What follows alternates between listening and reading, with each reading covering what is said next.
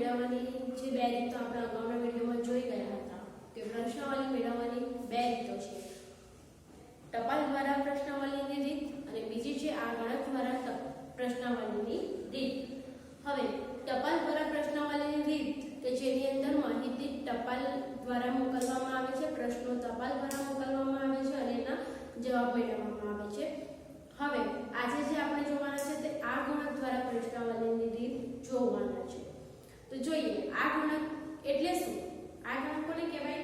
આપણે અગાઉ પણ જોઈ ગયા હતા કે આ ગણક એટલે શું કે મારે જ્યારે માહિતી મેળવવાની હોય તો હું જાતે નથી જતી, પરંતુ હું મારા કોઈ ફ્રેન્ડને અથવા તો કોઈ વ્યક્તિને હું નિમીશ, બરાબર? હું મારા ફ્રેન્ડ અથવા તો કોઈ એક વ્યક્તિને નિમીશ અને એના દ્વારા હું માહિતી મેળવીશ। એટલે હું જાતે નથી કરતી, પરંતુ હું એને કહીશ કે તું મારી આટલી માહિતી લઈ આવ, બરાબર? આટલી માહિતી મેળવી લે। તો એ રીતે જે વ્યક્તિને નિમવામાં આવે છે તે નિમેલ વ્યક્તિને શું કહેવાશે? આ ગણક, બરાબર? તો હવે આપણે આજે જોવાના છે આ ગણક દ્વારા માહિતીની રીત એટલે કે પ્રશ્નાવલીની રીત। તો આ ગણક કોને કહેવાય તમને ખ્યાલ આવી ગયો, બરાબર? હવે આપણે જોઈશું આ ગણક દ્વારા પ્રશ્નાવલીની રીત। તો આ રીતમાં આ ગણકો પોતે ઉત્તરદાતાને મળે છે અને પ્રશ્નોના જવાબ મેળવે છે। શું કહે છે કે આ રીતની અંદર આ ગણકો પોતે ઉત્તરદાતાને મળે છે।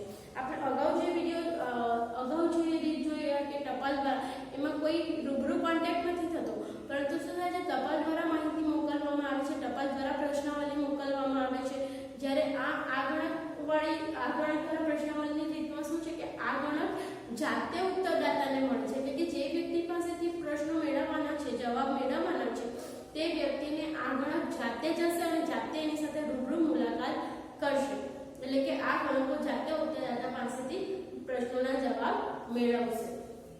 બીજું, પ્રશ્નાવલીમાં પ્રશ્નોના જવાબ આ ગણક પોતે પોતાના હસ્તાક્ષર દ્વારા લખે છે। જે પ્રશ્નાવલી છે એની અંદર આ ગણકો પોતે પોતાના હસ્તાક્ષર દ્વારા પ્રશ્નોના જવાબ લખશે। એટલે શું કરવામાં આવે કે જે આ ગણકને નિમવામાં આવ્યો છે આ ગણક ઉત્તરદાતા પાસે જશે અને એને પ્રશ્નો પૂછશે અને એ જે જવાબ આપશે તે એ પોતે પોતાની જાતે પોતાના હસ્તાક્ષર દ્વારા પ્રશ્નાવલીમાં એના જવાબો લખશે। હવે જાતે એના પ્રશ્નોના જવાબ લખે એટલે એક આપણે ફાયદો શું થાય કે આ ગણક શિક્ષિત હોય, કુશળ હોય, એટલે એને જે પણ પ્રશ્નના જવાબ અંદર લખ્યા છે તે કેવા લખ્યા હશે? સાચા લખ્યા હશે, સ્પષ્ટ લખ્યા હશે, બરાબર? ઘણીવાર શું થાય છે કે આપણે ઉત્તરદાતા પાસેથી જાતે પ્રશ્નોના જવાબ લખાવીએ તો ઘણીવાર ઉત્તરદાતાને લખતા ન આવડતું તો ગમે તે પણ એની ભાષામાં લખશે અને પરિણામે શું થશે? એને લખ્યું શું હોય અને આપણને સમજવામાં કોઈ ભૂલ થાય એવું પણ બની શકે। જ્યારે આમાં શું છે આ રીતમાં કે આ ગણક જાતે પોતાના હસ્તાક્ષરમાં જવાબો લખશે, પરિણામે આપણે જે માહિતી મળે છે એ ચોક્કસ માહિતી મળશે અને વિશ્વસનીય માહિતી મળશે। આગળ, આમ અગાઉની રીત અને આ રીતમાં તફાવત એ છે કે અગાઉની રીતમાં ઉત્તરદાતાને પ્રશ્નાવલી દ્વારા ટપાલ મોકલવામાં આવે છે, જ્યારે આ રીતમાં આ ગણક પોતે પ્રશ્નાવલી લઈને જાય છે અને ઉત્તરદાતાને રૂબરૂ મળે છે। તફાવત તો હું તમને પહેલા જ કહી ગઈ, ફરી એકવાર રિપીટ કરું છું કે અગાઉની રીત ટપાલ દ્વારા પ્રશ્નાવલીની રીત અને આ ગણકની રીતમાં તફાવત શું છે? તો ટપાલ દ્વારા પ્રશ્નાવલીની રીતમાં પ્રશ્નાવલી ટપાલ દ્વારા મોકલવામાં આવે છે, જ્યારે આ ગણક દ્વારા પ્રશ્નાવલીની રીતમાં આ ગણક પોતે પ્રશ્નાવલી લઈને ઉત્તરદાતા પાસે જાય છે અને પ્રશ્નોના જવાબ મેળવે છે। તો ખ્યાલ આવી ગયો આ ગણક દ્વારા? ફરી એકવાર રિપીટ કરું છું, આ ગણક દ્વારા પ્રશ્નાવલીની રીત કોને કહેવાય? તો આ રીતની અંદર આ ગણક પોતે ઉત્તરદાતા પાસે જશે, તેની સાથે રૂબરૂ મુલાકાત કરશે અને જે પ્રશ્નો છે તે પોતે કહીને એના પ્રશ્નોના જવાબ જાતે પોતાના હસ્તાક્ષરમાં લખશે। તો આને કહેવાય આ ગણક દ્વારા પ્રશ્નાવલીની રીત। હવે તમને ખ્યાલ આવી ગયો છે આ ગણક દ્વારા પ્રશ્નાવલીની રીત। હવે આપણે જોવાના છે એના લાભ અને એના ગેરલાભ। તો આપણે પહેલા જોઈશું એના લાભ। એના લાભ શું છે? તો પહેલો લાભ છે કે ઉત્સાહી, વિનયી, પ્રામાણિક અને કાર્યમાં કુશળ હોય એવા યોગ્ય આ ગણકોની પસંદગી કરીને ઉત્તરદાતા પાસેથી પૂરી અને સાચી માહિતી મેળવી શકાય છે। શું કહે છે કે ઉત્સાહી,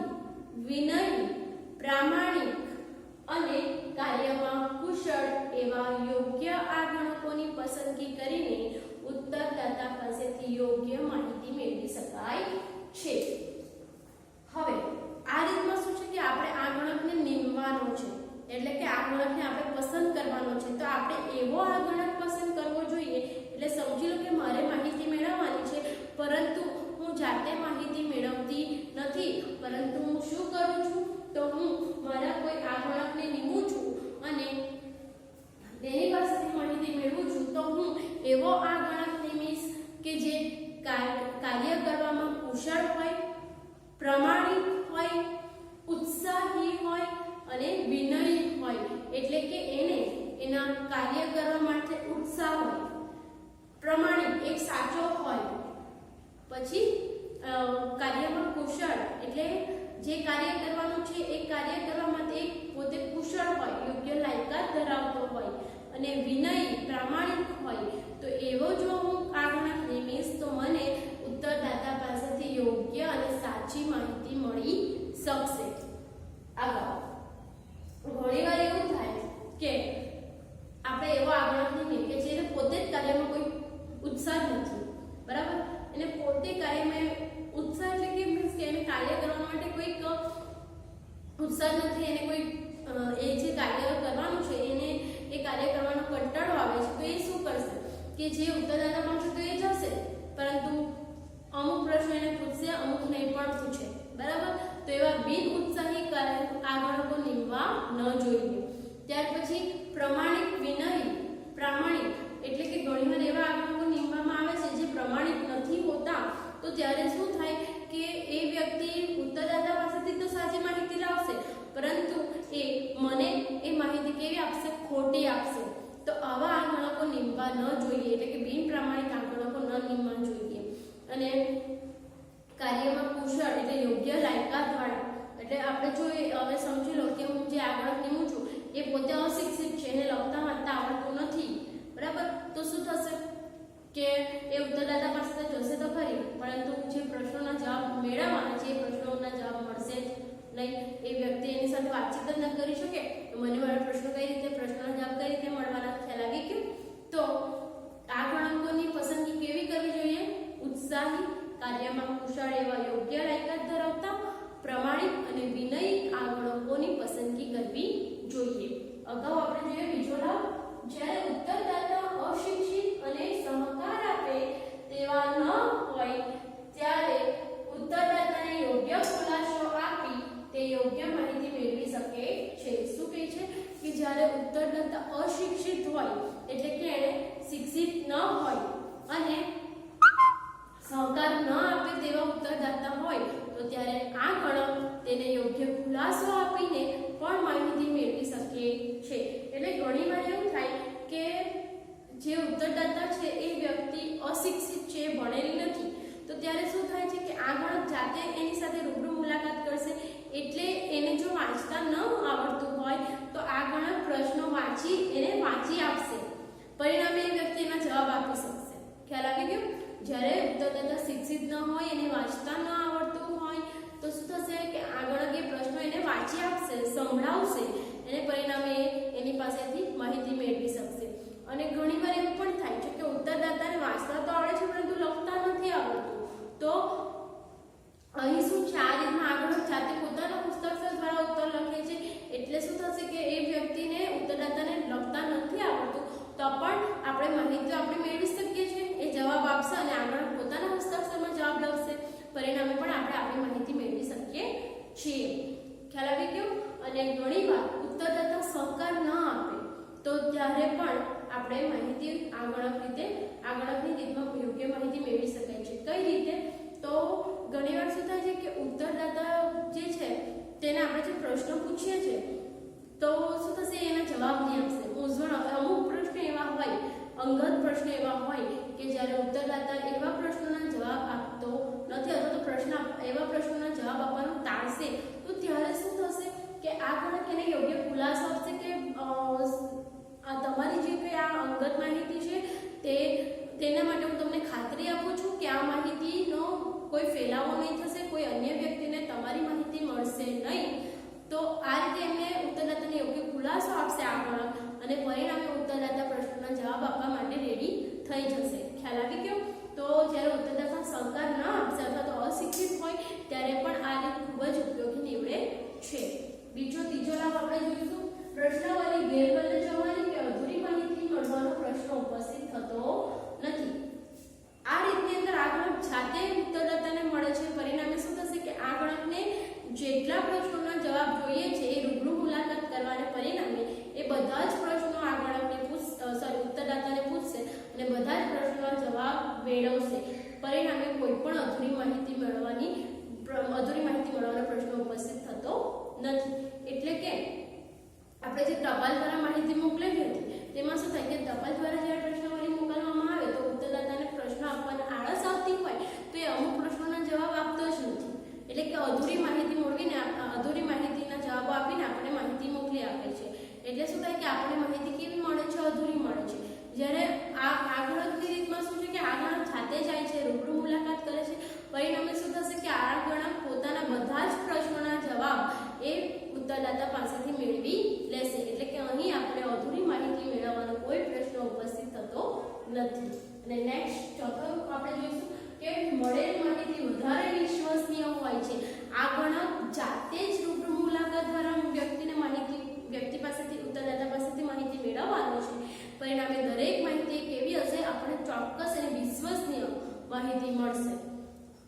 ટપાલ દ્વારા માહિતી મેળવવામાં શું પ્રોબ્લેમ થાય કે આપણે ઉત્તરદાતાને ટપાલ મોકલી આપીએ છીએ એટલે ઘણીવાર ઉત્તરદાતા પોતાની ખોટી માહિતી પણ આપણે મોકલી આપે તો આપણને ખબર નહીં પડે.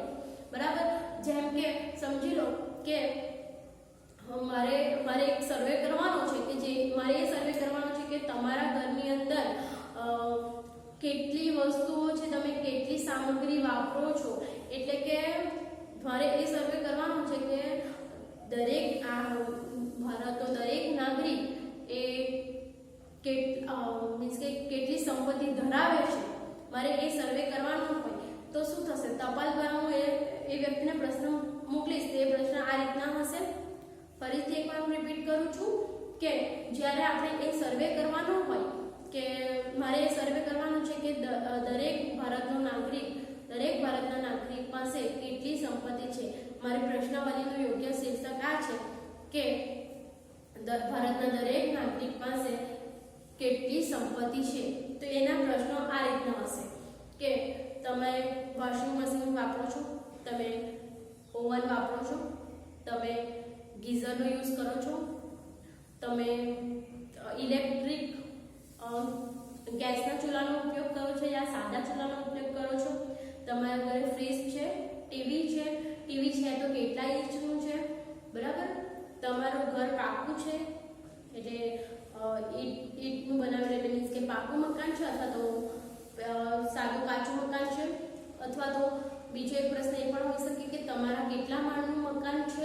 તો આવા પ્રશ્નો હોઈ શકે. ખ્યાલ આવી ગયો? અને બીજો એક પ્રશ્ન હું એ પણ મૂકી શકું કે તમારા ઘરમાં કેટલી વ્યક્તિઓ કમાય છે અને દરેક વ્યક્તિની આવક કેટલી છે. તો આ પ્રશ્ન હશે. ખ્યાલ આવી ગયો? યોગ્ય શીર્ષક શું હતું કે ભારતના નાગરિક પાસે કેટલી સંપત્તિ છે. તો હવે સમજી લો કે ટપાલ દ્વારા મેં આ પ્રશ્નાવલી બનાવીને ટપાલ દ્વારા મોકલી આપી. બરાબર? તો દરેક વ્યક્તિ શું કરશે? પોતાની સંપત્તિ છુપાવે કે મારા ઘરે ફ્રીજ નથી, ટીવી નથી, મારું તો કાચું મકાન છે કે મારું તો એક જ રૂમનું મકાન છે. બરાબર? આવી માહિતી મોકલી આપશે. જ્યારે આ ગણક દ્વારા માહિતી હું જ્યારે મેળવવા જાઉં તો શું થશે કે આ ગણક જાતે જશે એ ઘર એટલે આ ગણક જોશે કે હા આને તો આ વ્યક્તિનું 2 માળનું મકાન છે, એના ઘરમાં ટીવી છે, ફ્રીજ છે, વોશિંગ મશીન છે, ગીઝર છે, 50 ઇંચનું ટીવી છે. બરાબર? આ ઘરમાં આટલી વ્યક્તિઓ કમાય છે. તો આ ટોટલી પરફેક્ટલી સાચી વિશ્વસનીય માહિતી પ્રાપ્ત થશે. ખ્યાલ આવી ગયો? તો શું તફાવત છે? ખ્યાલ આવી ગયો? ટપાલ દ્વારા આપણને માહિતી વિશ્વસનીય ન મળી શકે પરંતુ આ ગણક દ્વારા આપણને ચોક્કસ અને વિશ્વસનીય માહિતી મળશે. ઓકે? ખ્યાલ આવી ગયો ને? ચલો હવે આપણે આગળ જોઈશું એના ગેરલાભમાં આપણે જોઈશું ફર્સ્ટ કેટલીક વખત પૂરતા પ્રમાણમાં નિષ્ણાત આ ગણકો મળવાનું એકદમ મુશ્કેલ ભર્યું બની જાય છે. ગેરલાભ ખૂબ જ ઇઝી છે અને મજા પણ આવશે ભણવાની. જો શું કહે છે કે કેટલીક વાર નિષ્ણાત અને યોગ્ય આ ગણકો મળવાનું મુશ્કેલ બની જાય છે. આપણે પહેલો જ લાભ જોયો જેમાં આપણે જોયું કે આ ગણકો કેવા હોવા જોઈએ? યોગ્ય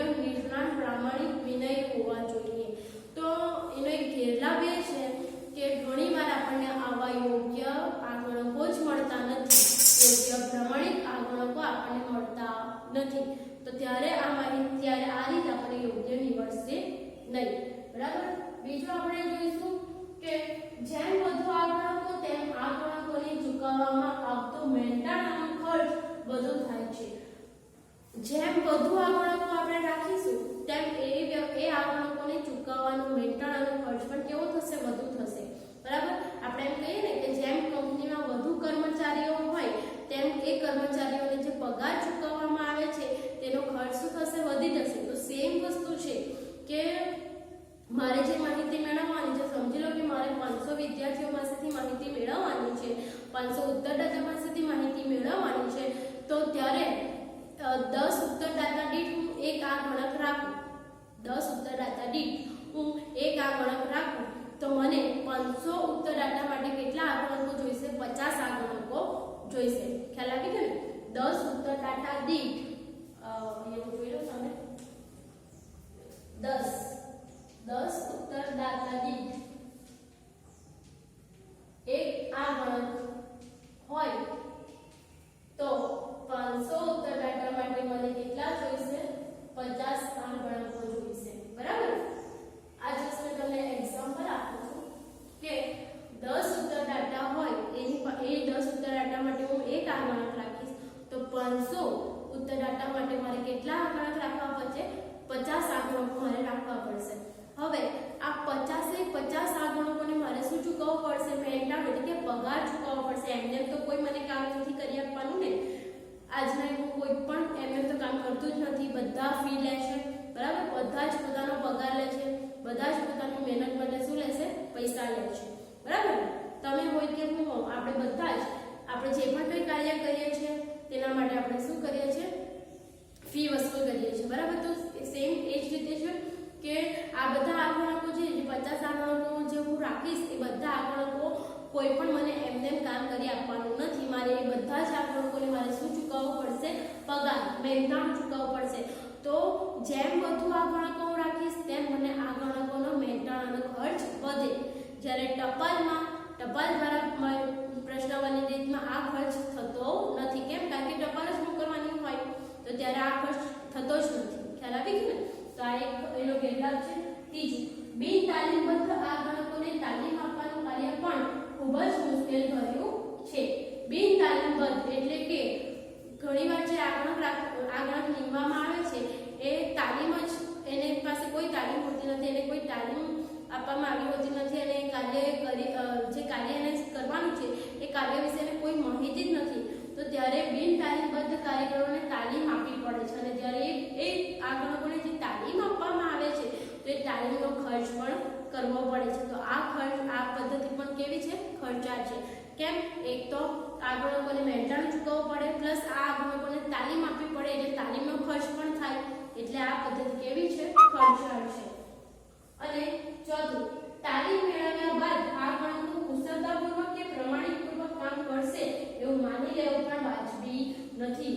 તાલીમ સમજી લો કે ચલો આપણે એકવાર તાલીમનો ખર્ચ કરી લઈએ, તાલીમ પણ આપણે આપી દેશો. હવે તાલીમ આપવામાં શું થાય કે સમય પણ બગડે અને બીજું કે તાલીમ આપવાનો ખર્ચ પણ વધશે.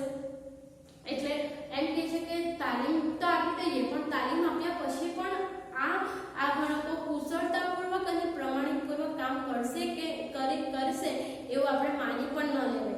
કેમ? સમજી લો કે હું આ ગણકોને તાલીમ આપી દઉં છું અને ત્યાર પછી બધા આ ગણકોને ઉત્તરદાતા પાસેથી માહિતી મેળવવા માટે મોકલી આપું છું તો અમુક આ ગણકો શું કરશે કે જાતે જશે જ નહીં, પરંતુ જે પ્રશ્નાવલી હશે એના જવાબો પોતે જ લખી દેશે. એ જાતે જતા નથી તો મને તો કોઈ ખબર પડવાની જ નથી કે આ ગણક જાતે ઉત્તરદાતાને મળે છે કે નથી મળતા. તો ઘણીવાર આવું પણ થાય છે. એટલે જો આ ગણક પ્રમાણિત ન હોય તો એ શું કરશે? ઉત્તરદાતાને રૂબરૂ મળતો નથી અને પ્રશ્નોના જવાબ જાતે પણ લખી દેશે. અથવા તો બીજી વાર એવું પણ થાય કે જે ઉત્તરદાતા પાસેથી આ ગણકે માહિતી મેળવવાની છે તો એ આ ગણક એનો ફ્રેન્ડ હોય, સમજી લો કે ઉત્તરદાતા એનો ફ્રેન્ડ હોય, મિત્ર હોય, તો ત્યારે શું કરશે કે આ ગણક એના મિત્રની સાચી માહિતી પણ મને ન જણાવે. બરાબર. એટલે જ્યારે કોઈ આ ગણક પ્રમાણિત ન હોય તો ત્યારે પણ મને ઉત્તરદાતા પાસેથી યોગ્ય માહિતી મળશે નહીં. તો આપણે એનો ગેરલાભ છે. ત્યાર પછી પાંચમો ગેરલાભ, જ્યારે ઉત્તરદાતા વિશાળ ક્ષેત્રમાં ફેલાયેલા હોય ત્યારે આ રીત અયોગ્ય બની જાય છે. જ્યારે ઉત્તરદાતા વિશાળ ક્ષેત્રમાં ફેલાયેલા હોય, આપણે અત્યારે જે આપણે જોઈ ગયા કે નંબર 2 કે આ ગ્રાહકોને ચૂકવવાનો મેંટાળવાનો ખર્ચ કેવો થાય છે, વધુ થાય છે. એ જ રીતે નંબર 5 પણ એની સાથે રિલેટેડ છે કે જ્યારે ઉત્તરદાતા વિશાળ ક્ષેત્રમાં ફેલાયેલા હોય ત્યારે આ રીત અયોગ્ય બની જાય છે. એટલે કે જ્યારે ઉત્તરદાતા ખૂબ જ વધારે પ્રમાણમાં હોય ત્યારે શું કરવું પડશે, મારે વધારે આ ગણકો રાખવા પડશે, અને જેમ આ ગણકો હું વધુ રાખીશ તેમ મને મેંટાણાનો ખર્ચ થશે, તાલીમનો ખર્ચ થશે. ખ્યાલ આવી ગયો? એટલે કે જ્યારે ઉત્તરદાતાઓ વિશાળ ક્ષેત્રમાં ફેલાયેલા હોય ત્યારે આ રીત યોગ્ય નીવડતી નથી. ત્યારે આપણે કઈ રીતનો ઉપયોગ કરીશું? ટપાલ દ્વારા પ્રશ્નાવલીની રીતનો. બરાબર? કેમ? કારણ કે ટપાલ દ્વારા ફક્ત બધાને ટપાલ જ મોકલવાના છે તો તેમાં ખર્ચ ઓછો થાય. પરંતુ આ ગણકમાં શું છે કે વિશાળ ક્ષેત્રમાં જ્યારે ઉત્તરદાતા ફેલાયેલા હોય ત્યારે જેમ ઉત્તરદાતા વધુ તેમ આ ગણકો વધુ નિમવા પડે, અને જેમ આ ગણકો વધુ તેમ તેઓને મહેનતાણું વધારે ચૂકવવું પડે, અને એ વ્યક્તિઓને આ ગણકોને તાલીમ પણ આપવી પડે. તો આ મહેનતાણુંનો ખર્ચ અને તાલીમનો ખર્ચ એ ખૂબ જ વધારે પ્રમાણમાં થાય છે.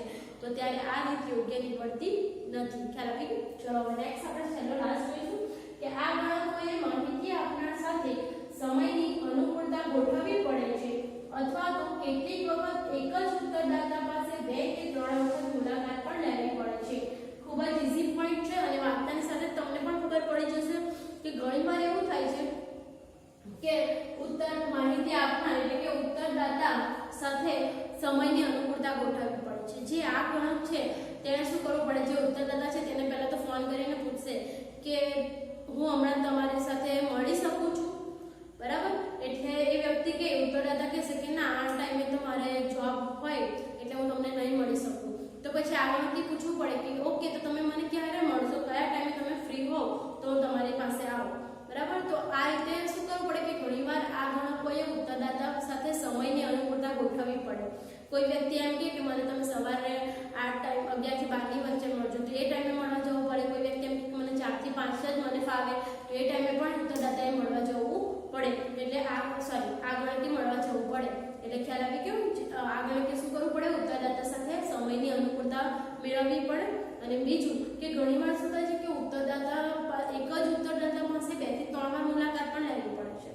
સમજી લો કે આ ગણકે ઉત્તરદાતાને ફોન કર્યો કે તમે અત્યારે મને મળશો, તો ઉત્તરદાતાએ કીધું ઓકે, તમે આવી જાઓ, હું ઘરે જ છું. હવે એ આગળ ઘરે જાય છે અને ત્યાં એ વ્યક્તિ મળતી જ નથી. બરાબર? એટલે આ ગણકે પાછું આવી જવું પડે. બીજા દિવસે પાછો ફોન કરે છે કે તમે મળશો, તો એમણે એમ કીધું કે ના, અત્યારે હું નહીં મળું, 2 થી 3 ના ટાઈમે હું મળીશ. એટલે આ ગણક 2 થી 3 વાગે જાય છે. હવે 2 થી 3 વાગ્યાના સમયગાળામાં આપણે જ્યારે જાય છે ઓફિસે, ત્યારે ઓફિસથી અર્જન્ટ કામના કારણે ઉત્તરદાતા તે દિવસે પણ નથી મળતા. તો એ પછી બીજા દિવસે આગળ ફોન કરશે કે આજે તમે મળશો, તો આગળ એમ કહે છે કે ના, આજે તો મારી મીટિંગ છે, હું તમને આજે નહીં મળી શકું. બરાબર? તો આગળ તે દિવસે પણ એને ધક્કો થશે.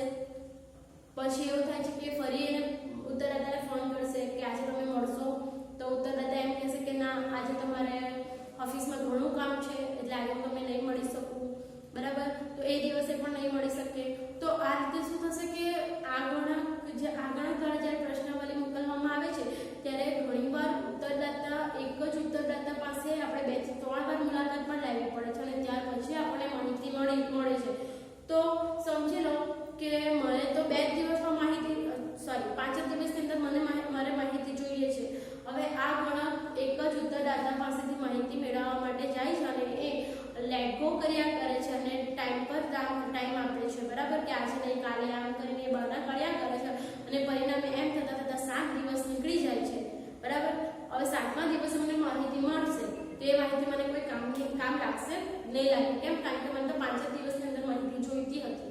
તો ત્યારે પણ મારી માહિતી મળશે નહીં. તો આ એક એનો ગેરલાભ છે. જ્યારે ટપાલ દ્વારા માહિતી આપણે મોકલવાની હોય તો શું થાય કે આપણે ટપાલ મોકલી આપીએ એટલે ઉત્તરદાતા એને અનુકૂળ ટાઈમે, એની ટાઈમે, એને જ્યારે પણ ટાઈમ મળશે ત્યારે એના પ્રશ્નનો જવાબ લખીને આપણને મોકલી આપશે. બરાબર? તો આ ગણકનો આ એક ગેરફાયદો છે કે જ્યારે રૂબરૂ મુલાકાત કરવાની હોય તો ઘણીવાર એક જ